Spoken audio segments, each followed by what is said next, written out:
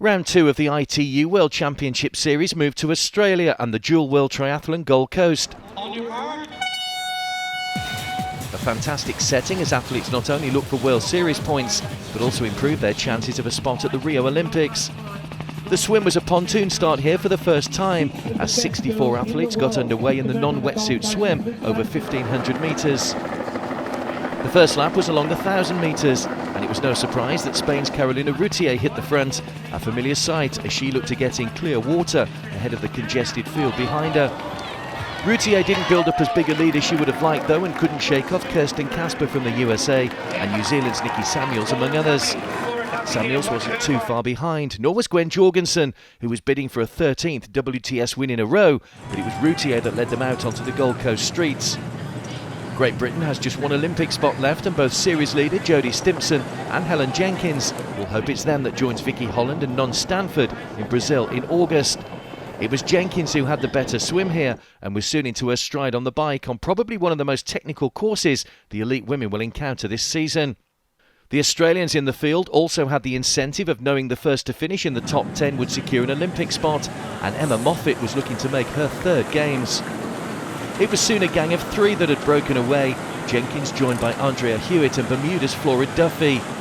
Duffy usually excels on the bike leg, so she was a useful addition to the lead group as the trio continued to add valuable seconds to their lead lap by lap. The large chase group, which contained Jorgensen, were falling further behind as the leaders continued to make the twists and turns on the technical section look easy. As they came back to T2, the gap back to the chasers was a massive 90 seconds. Would that be enough to see one of these 3 win the race? The last time Jorgensen was beaten in Cape Town 2 years ago, she ran 2 minutes faster than Jenkins, who finished second. And could Duffy stay in touch for just her 3rd WTS podium? The run was an out and back over 10 kilometres along Gold Coast Highway, and Jorgensen was soon pounding the streets and eating into the leader's advantage lap by lap. As Hewitt and Jenkins passed on the other side of the road, the American had a visual of what gap she needed to make up.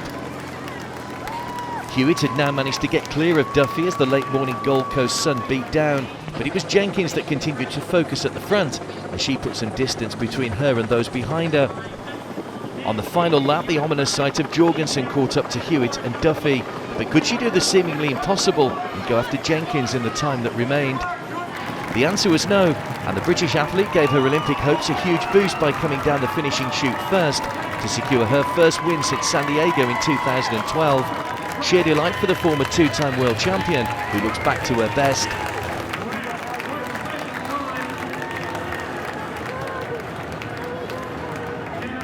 It came down to a sprint finish for second as Jorgensen had enough in the tank to outpace Hewitt in the final few metres to take her 19th podium in 32 WTS starts as her winning run came to an end.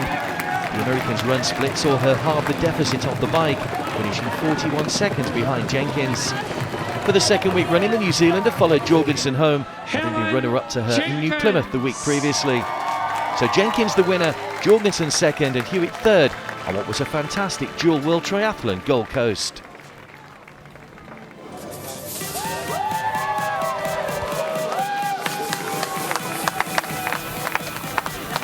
I didn't have the best swim today, and then the bike, because it was so technical, it was just as hard if you're at the front or sat in. So me, Flora and Andrea managed to get a gap, and fair play to those girls, they were smashing it today. And I got to the run and just went for it. But the whole time, you know, I'm waiting for Gwen. You can never underestimate how quick Gwen's running.